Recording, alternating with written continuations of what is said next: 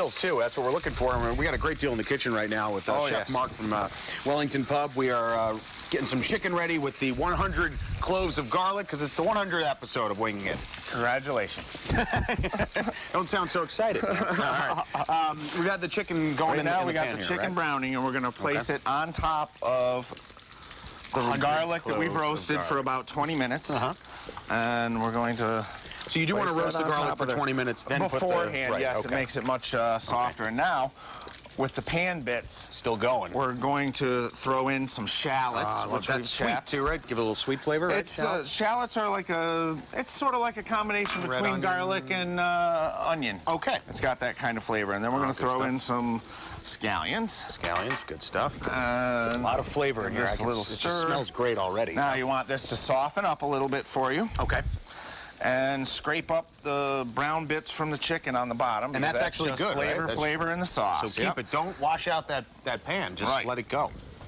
Now, once that gets softened, I usually use a white wine or a chicken stock, but it's a celebration today, so we're going to use champagne. And when I tested this recipe, I'm telling you, it turned out much better with the champagne. Thank you, CW. So now you got to put this. You got to put this on your menu at the restaurant.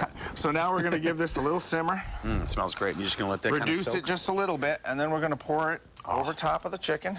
Oh wow, wow, wow! That's just juicy. This is almost like fall off the bone chicken here, probably. It will be when we're done because we're going to slow roast this. I know in the on the screen I think it said 300 degrees, but we really want to do this at 275. 275 for about 2 hours and let it go low and slow. It brings out the sweetness of the garlic. That's the trick, right? Low and slow. Yep. Okay. And we're going to pop that in the oven. All right. And that'll cook between 1 hour and 45 to 2 hours. All right, good stuff. Now, before we show the finished product, we've got a few other things we got to do here, right? Yes, we do. We're going to braise some Swiss chard. Yeah, let's explain to the folks at home what Swiss chard is. Swiss chard is a lot like spinach. It's got a touch more bite to it. And it's very versatile. You can saute it up with onions, or you can use it in pasta dishes. You can use it right in with your salad if you like. All right, so it's kind of a spinachy consistency to it. All right, what do we got here? We got a little bit of rosemary, which I drained off some of the pan juices from the cooked chicken. Okay. And brought it to a boil with a touch of heavy cream, and we're going to sprinkle in a little bit of rosemary. Okay. And a pinch of tarragon, which you want to be careful with the tarragon because it's a very potent spice. You got to be careful with that. Very potent spice. Good advice, and then I pulled out some of the garlic cloves. Roasted garlic, and you can see once it's roasted, it will it'll squeeze right out. Oh, right out of the skin. Right out of the skin. And you could eat this nice and soft. You can spread this right on French bread and serve it right along the side. You can mash it up and put it right on the chicken. It's got a very mellow flavor to it, and it mashes really nicely. And we're just going to mash up a little bit of that. And we're going to toss it right in with our sauce. And that's the juice from the chicken. Yes. With the other spices. And then we'll bring this to a simmer. And you used a little heavy cream, you said? A touch of heavy cream to give it a little body. Sure. And once that comes to a boil, we're going to thicken it with a little bit of roux, which is a mixture of flour and butter.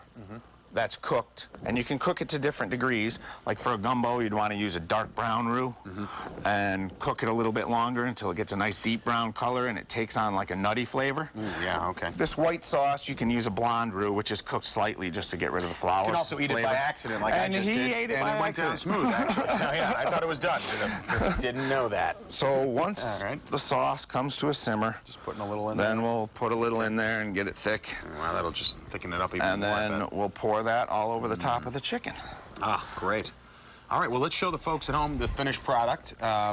Although we can put a little bit of this on the plate the way it is. Yes, we can. We have some right here. That was put on the, that was just thrown into a pan with some olive oil, pretty much. And I love what you did at the top of the plate there, by the way. The Happy 100th. We really appreciate that. And then this That's would good be stuff right there.